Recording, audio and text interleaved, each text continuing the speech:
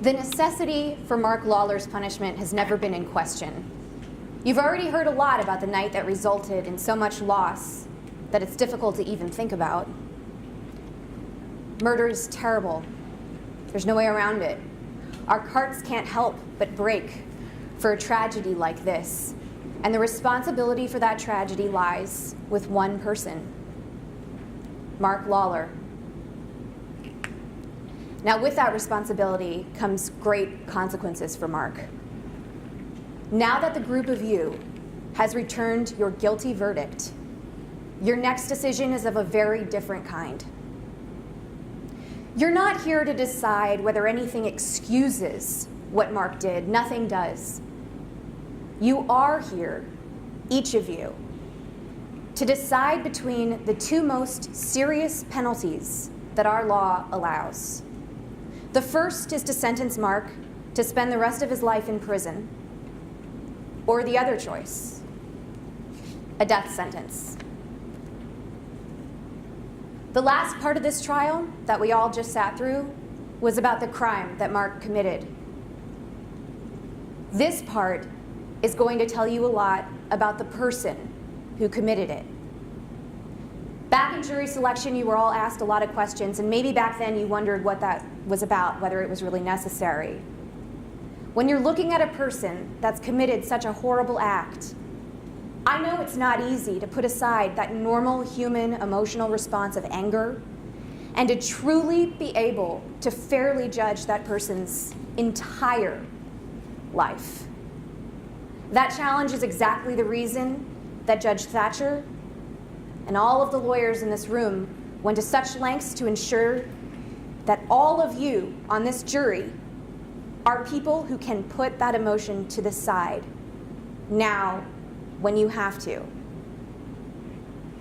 This penalty trial is not about some abstract discussion about the overall merit of the death penalty. It's about one thing: what to do to this man, Mark, to send him to prison for the rest of his life or to send him to his death. I'm Meghan Shapiro, and I represent Mark Lawler. I want to tell you about the evidence and what it will show you about this person whose life is now in your hands. Mark didn't enter this world the drunk, crack-addicted 43-year-old that he was on September 24th of 2008. Like all of us, Mark entered this world as an innocent baby. So how did he get from that infant at Fitkin Hospital in Neptune, New Jersey, to the heartbreak and the shame in this courtroom today? We all know that life experiences help make us who we are, and that kids are affected by what they see and hear and feel, by what's said and done in front of and to them. Kids take everything in. This kid, young Mark, took in hurt and pain, fear, loathing, violence, and hate as a young child. Care, kindness, and love, these things were absent from his childhood. And because of that, Mark has spent a lifetime struggling with himself. Mark's mother is Frances Kopech. His father is Richard Lawler. His sister is Elizabeth Cox. When Mark was born, his parents were still together, and his sister was 3. Mark was born premature. As an infant, he was struck with a disease called Stevens-Johnson syndrome. His relatives thought that the disease left him different in the head from all the other babies, and maybe it did. The disease literally burned him up from the inside out. The scars are still visible. You can see them right here today. And maybe it was only these scars that his mother saw as she raised him, because as you'll hear, Mark's mother, Frances, was just no mother to him. Now, Frances wasn't born cold and harsh to her kids. She has her own problems, but you'll hear about her violence to her children nonetheless. You'll hear about her loathing of her own children, and you'll hear about her hate. You'll hear about one time, just one example, There are so many. When Mark was 7 years old and his mother was beating him, while she was beating him, she was screaming. And she was screaming things like, "I hate you." On this day, she was beating him so hard that Mark's sister Elizabeth, just 10, started screaming too, only she was screaming at her mother, and she was screaming, "You're going to kill him." 10. Elizabeth will be here, and she will tell you about what she calls the pure, unadulterated hate in that home. Those kids, Mark and Elizabeth, were living in fear of their mother every waking moment. Maybe you wonder if Mark's father tried to protect his kids from their mother's rage. He didn't. But as you'll hear, that wasn't anywhere close to his worst fault as a father. Mark's father is a pedophile, and Elizabeth will tell you about how he molested and raped her throughout her childhood. The first time she remembers it, she was 5 years old. Despite that, after her parents split up, Elizabeth decided that her better option was to go and live with her father. That's how we know how bad things were with Mom. Just think about that. What she's going to tell you is her most dominant emotion when she looks back and reflects on that decision that she made, still a child, now is guilt.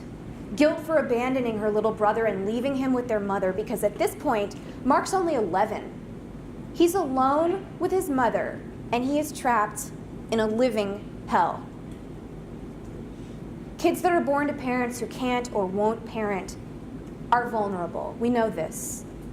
Sometimes those kids get rescued, swept into the arms of a loving aunt or a neighbor or a friend's family. But Mark's parents had isolated the kids from all of their relatives. There wasn't anyone to step in. And nobody did. As far as friends and neighbors, one friend, while a boy that you'll hear Mark tried to befriend when he was 13 at a YMCA camp, ended up sodomizing him.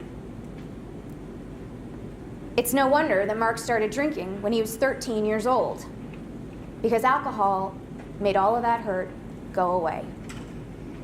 When he was 14, an adult neighbor started molesting him too.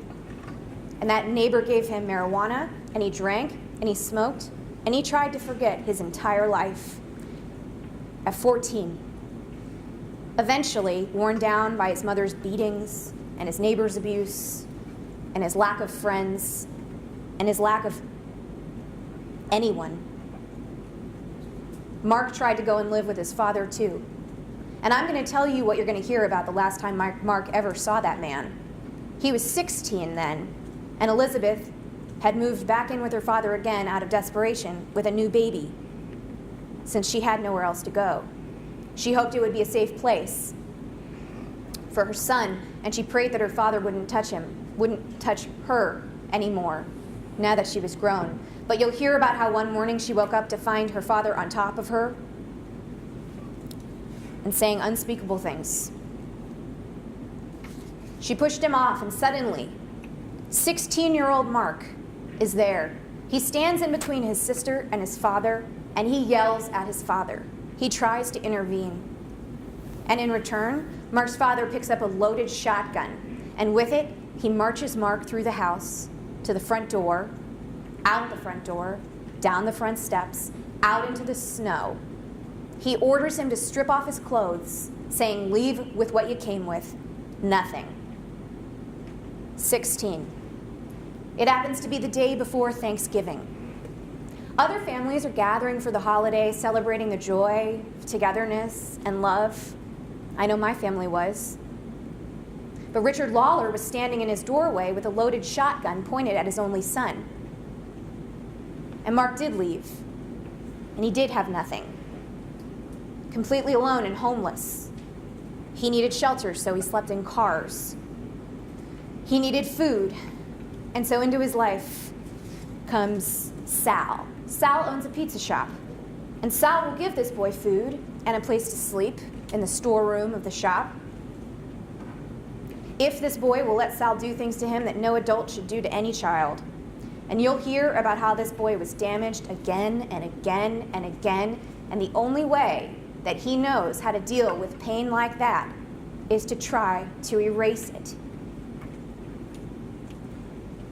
He's a child alcoholic and drug abuser. You're going to meet Mark's juvenile probation officer from back in New Jersey. And that probation officer didn't even know all of Mark's history, but he saw what was going on right then. And he saw that Mark was homeless, that he dropped out of school, that he had nowhere to go, and that he shouldn't be sleeping in the storeroom of a pizza shop. He also saw that Mark got in trouble when he was intoxicated, and so this probation officer decided that Mark had to get out of New Jersey. So like a scene from a movie, the probation officer spent his own money to buy Mark a bus ticket. This wasn't protocol. He put Mark on a bus and Mark left. But New Jersey traveled with him. Because you see, he was still that same boy who'd been abused and neglected, beaten, molested, abandoned, who drowned himself in drugs and alcohol, and had lost the hope of that newborn at Fitkin Hospital. 16. He tried to start over, to start fresh, but he was still that same boy, and he just couldn't stop drinking.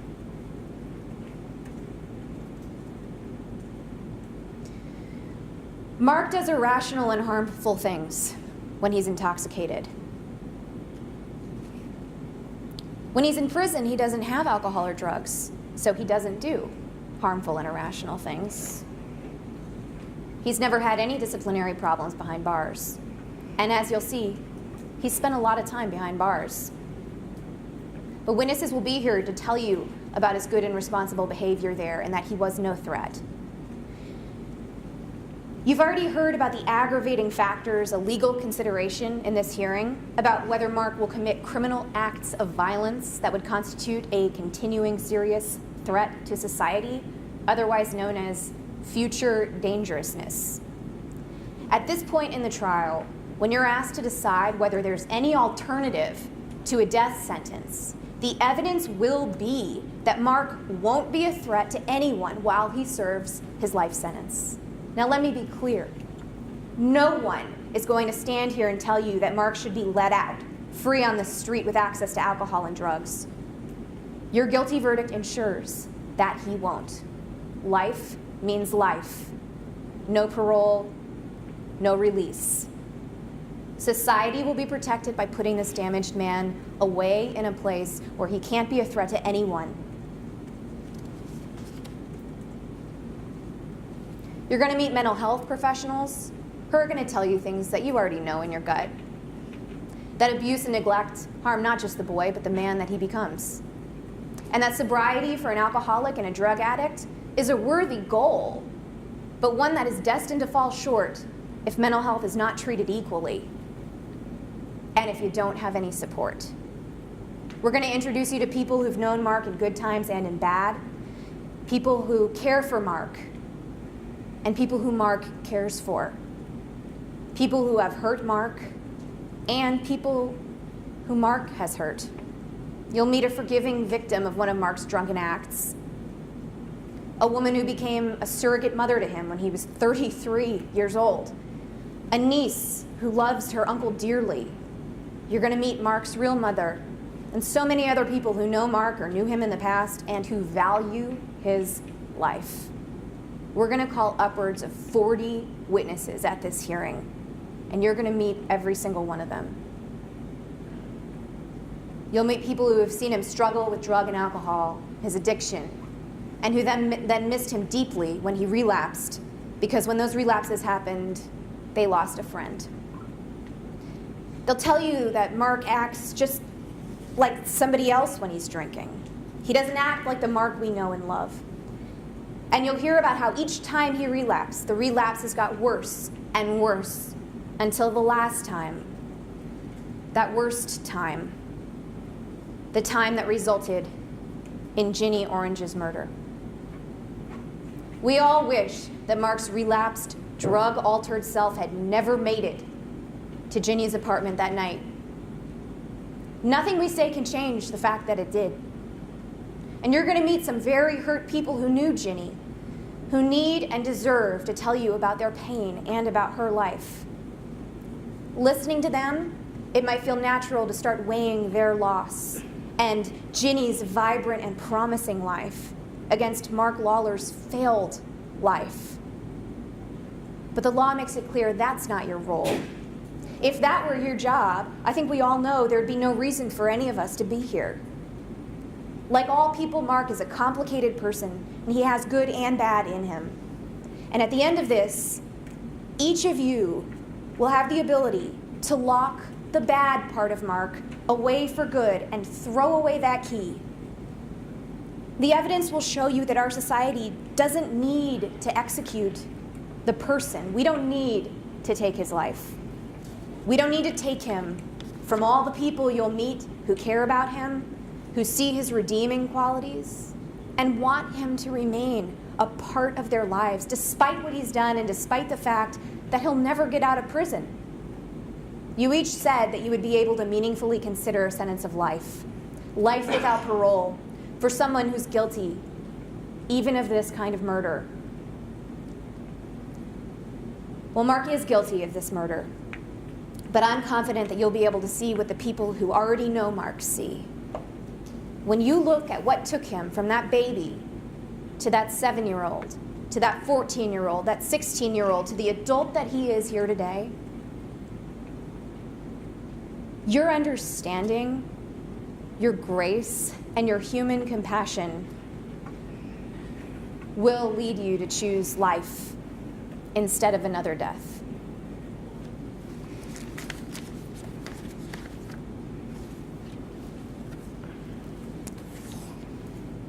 That was the opening statement that I gave in my first trial, a death penalty trial,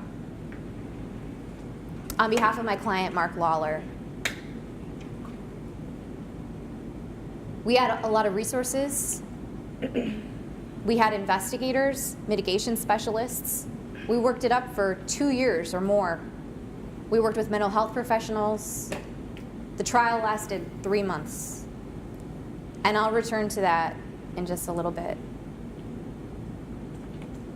Because what I want to talk about in the interim is something a little bit more global. How did we end up here?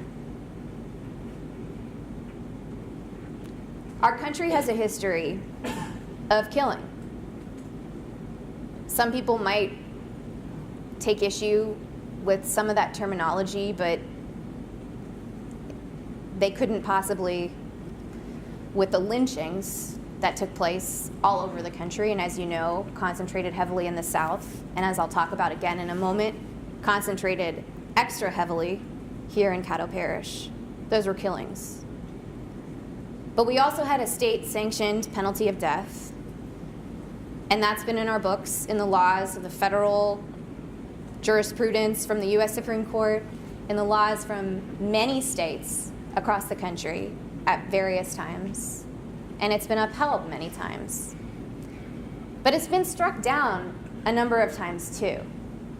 And I want to talk about this with you because I want you to understand the state of things right now with the death penalty in this country, in Louisiana, and in Caddo Parish.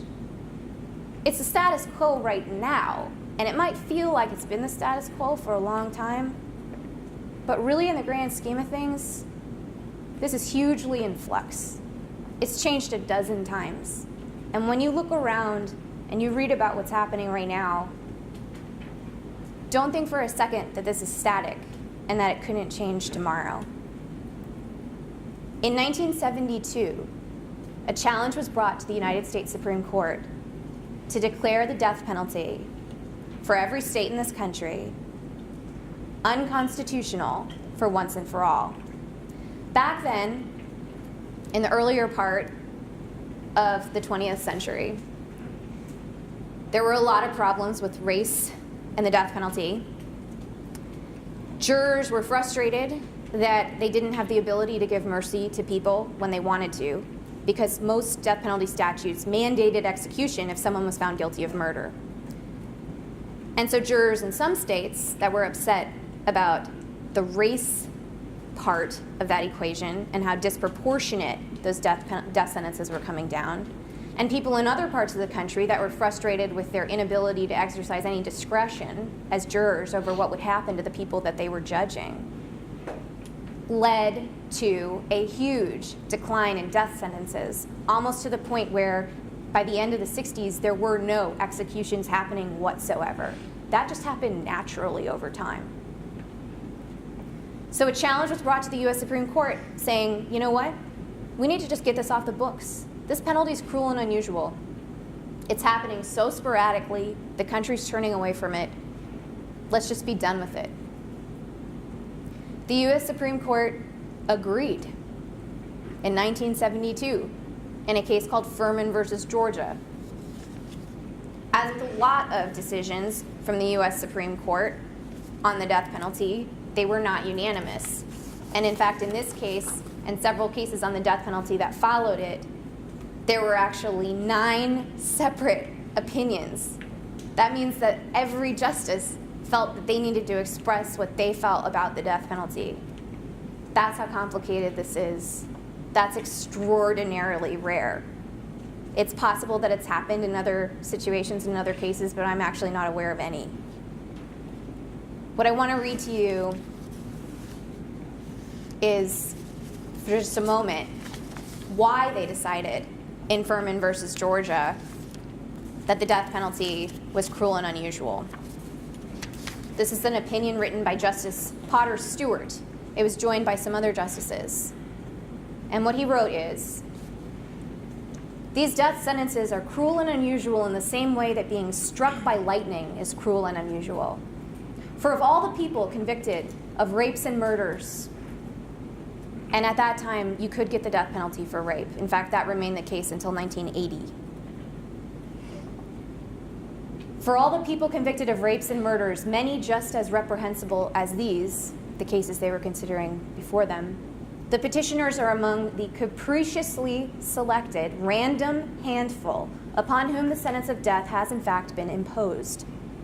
My concurring brothers have demonstrated that if any basis can be discerned for the selection of these few to be sentenced to death, it's the constitutionally impermissible basis of race. But racial discrimination has not been proved, and I will put it to one side. I simply conclude that the 8th and 14th Amendments cannot tolerate the infliction of a sentence of death under legal systems that permit this unique penalty to be so wantonly and so freakishly imposed. It's pretty strong language. In response to this, the country went into a little bit of a tizzy. State legislatures reconvened, decided they really wanted to keep their capital punishment statutes on the books, and instead of leading to the abolition of the death penalty in this country, it kind of had a reverse effect. What happened was, it rejuvenated it. All of a sudden, states started passing new statutes, trying to find a way to impose, to have the death penalty available as an option for murderers that wasn't arbitrary and capricious, that wouldn't possibly be compared to being struck by lightning or freakishly imposed. They came up with a whole bunch of different schemes and options, and I don't mean scheme in a negative way. That's sometimes what we refer to as the legislative scheme, just a system of how they operate the death penalty and what factors should be considered, what the jury's told to do, that sort of thing.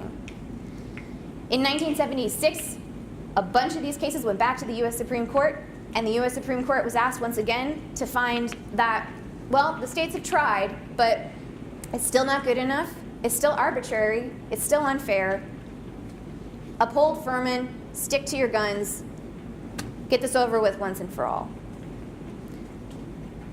But that's not what happened.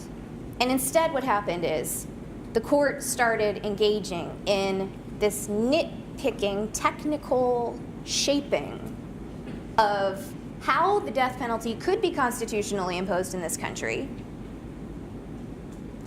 And that's exactly what's been going on ever since the 70s. They upheld some systems, they threw out others.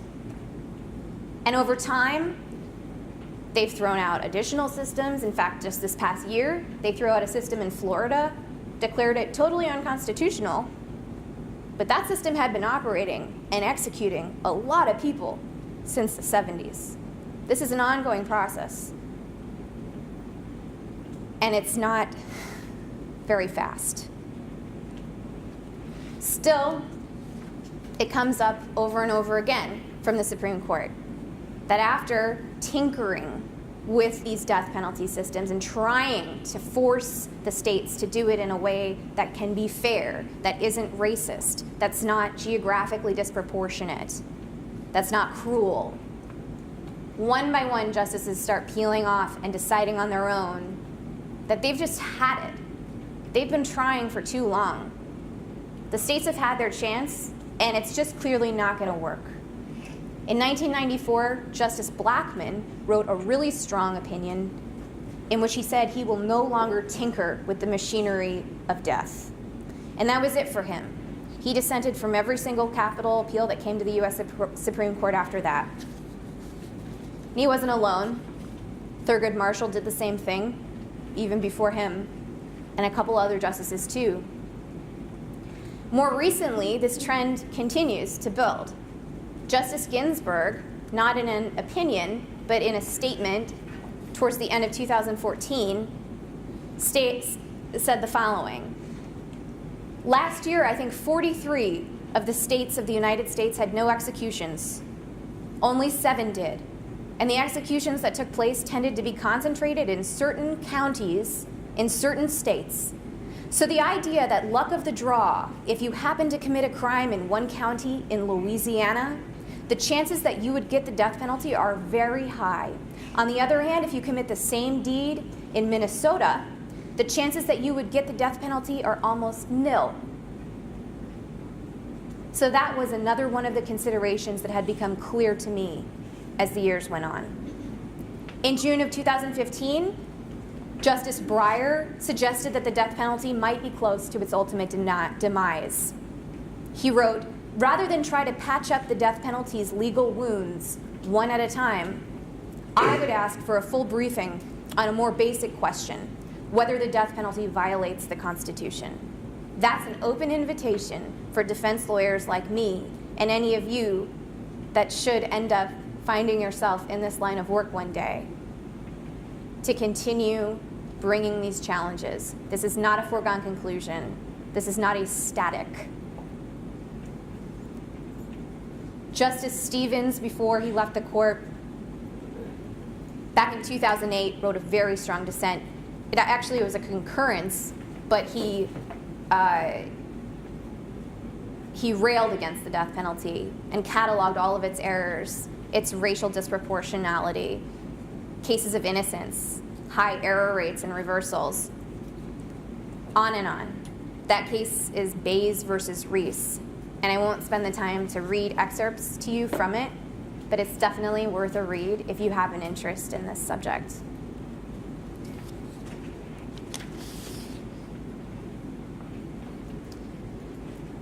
There are obviously problems that persist, and some of which have probably gotten worse over time in the way that we handle the death penalty in this country. One of them is something I mentioned briefly, which is error rates. What that means is the rate of reversals. Somebody goes to trial, they get sentenced to death, and then they have some appeals. The reversal would come from an appellate court ruling that that person shouldn't have gotten a death sentence in the trial that they had for one reason or another, very often because of misconduct by prosecutors, withholding evidence, and other things like that. The error rate in this country in capital cases, and this is factual, but it's shocking. It's a shocking number. 72.7% of people who are sentenced to death end up getting their cases reversed by appellate courts. These are people who went through the process of having a capital trial and a jury decide their fate, and then an appellate court. And I'm here to tell you from personal experience, appellate courts are not very sympathetic to criminal defense lawyers and criminal defendants, especially the criminal defendants that have been convicted of capital murder. But they have nonetheless reversed death sentences at a rate of 72.7%.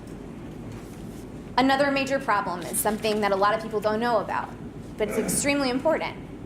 And that is who's serving on these juries that are sentencing people to death. It might come as a surprise to some of you to know that the only way that you can legally qualify to serve on a death penalty jury for a capital murder case is if you believe in the death penalty. So think about that. Who's not on those juries is maybe the better question to ask. It's people who have qualms with the death penalty. They have ethical problems with it. They have religious opposition to it. And it's people because of their local history, their ethnic history, their heritage, just have a problem with a system of justice that's run mainly by established, mainly by white actors, particularly in southern cities like Shreveport. Deciding that a black defendant should be killed. It's too reminiscent of all of the hateful lynchings that are all too present in the memories of the communities like Caddo. One example, here in Caddo, about 7 years ago, a man was summoned for jury duty for a capital case. His name was Mr. Staples. And when he was asked if he could be impartial in a death penalty case, his answer was this. It wasn't that he was opposed to the death penalty in general. It was, as he said, the Confederate flag flies here. And he was talking about in front of the Caddo courthouse. This is a symbol of one of the most, to me, one of the most heinous crimes ever committed to another member of the human race. And I just don't see how you could say that you're here for justice, and then again you continue to overlook this great injustice by continuing to fly this flag, which continues to put salt in the wounds of people of color. I don't buy it. I don't buy it. Not long after that, some of the community got together and pressured the city to take down that flag, and that was a great victory. But you know what's still there in front of the Caddo courthouse? It's a giant stone monument. It's taller than the ceiling in this room. It's got the heads of 4 Confederate generals on it, and it's got a stone tablet in front with the Confederate flag etched into the stone. And what it reads is that it's a tribute to the, quote, deeds and valor of the men who so gallantly, nobly, and conscientiously defended the cause. So the flag is gone, but it's not really needed. When you exclude people who have ethical reservations, moral reservations about the death penalty, people whose religion causes them to feel that the death penalty is wrong, and people whose local history and heritage makes them feel uncomfortable with the system of justice to the point that they don't feel it's right for a courthouse like Caddo to be dishing out death sentences on black defendants, you're ending up with a jury that's going to be mostly white and who love the death penalty. And what do you think is going to happen with a jury like that? This isn't something that happens in other trials. This is unique to death penalty trials. And this is a huge problem. It's not just here, it's all over the country. But I would say that in Louisiana, it has a bigger impact because of the large Catholic population in the state and because of the state's unique history.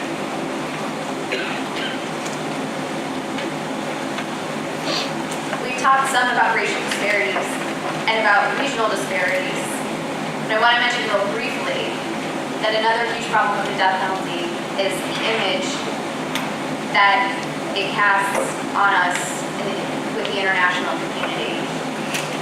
In 2015, the United States was the 5th highest executing country in the world after China, Iran, Pakistan, and Saudi Arabia. And in the few years preceding 2015, we had beat the following countries in numbers of executions: Iraq, Somalia, North Korea, Sudan, Yemen, Vietnam, and Mongolia. The list obviously goes on from there.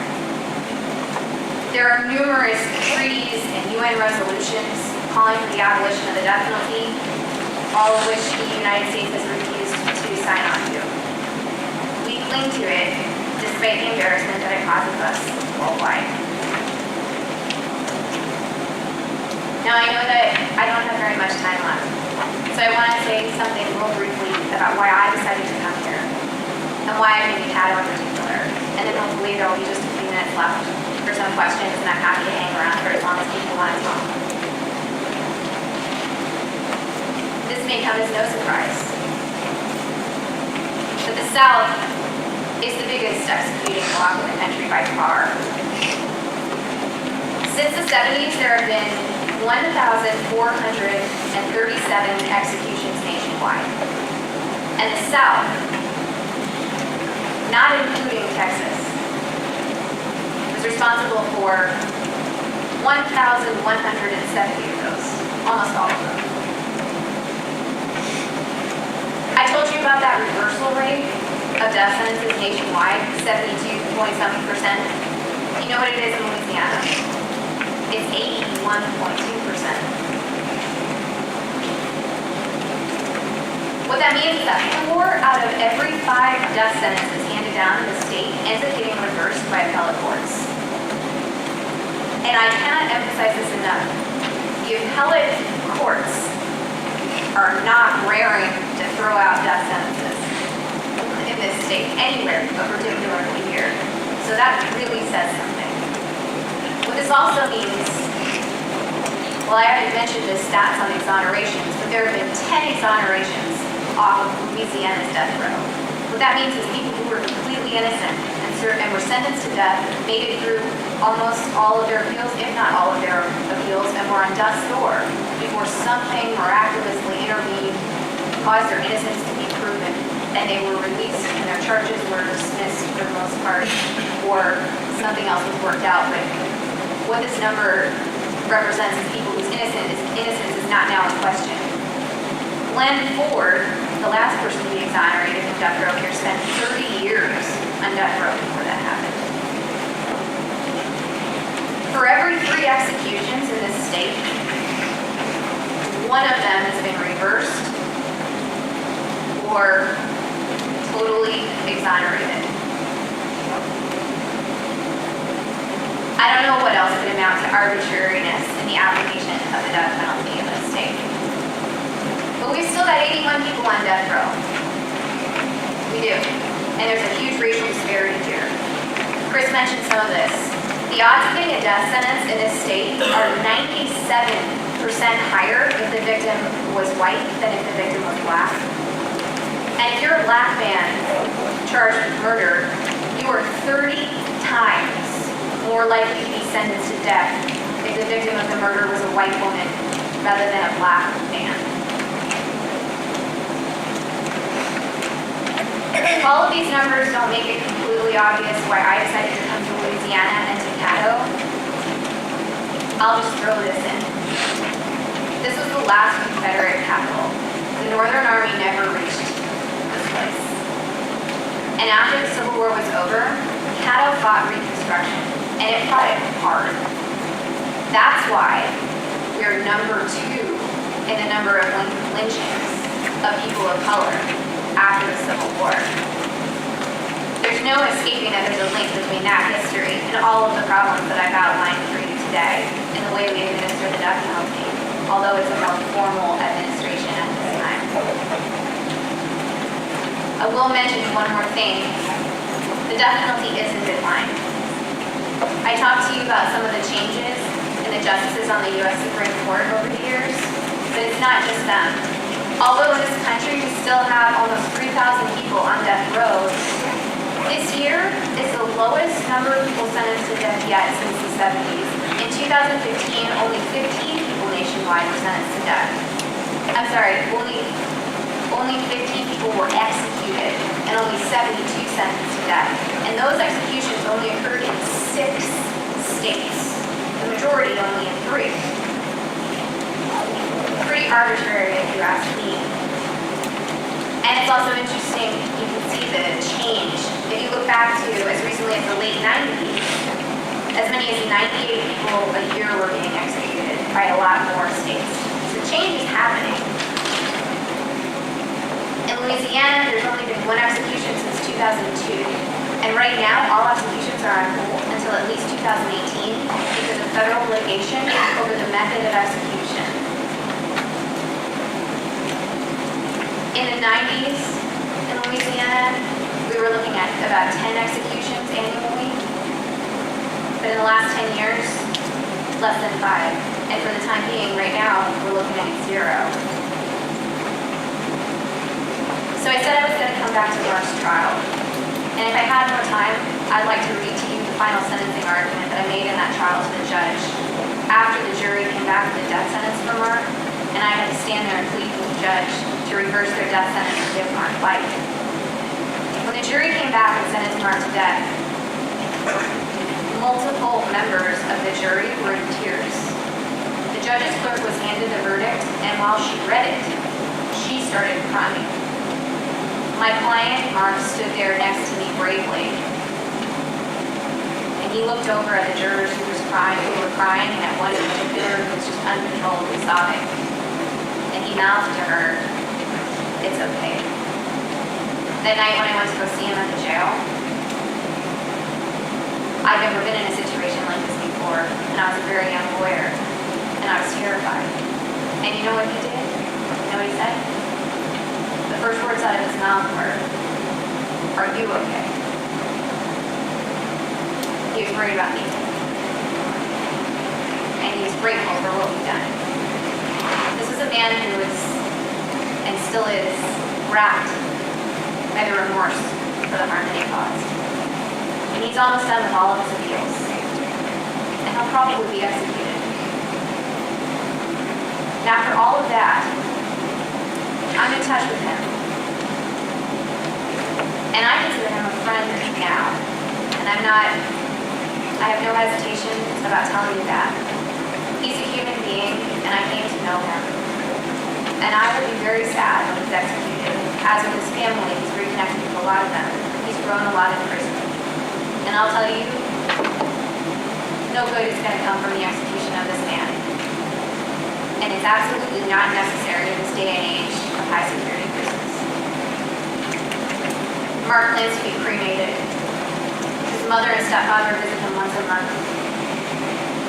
And in the last phone call I had with him, he told me that his mother and he had devised a plan where they wanted them both to be cremated, to commingle their ashes to be distributed in a place that was meaningful to them.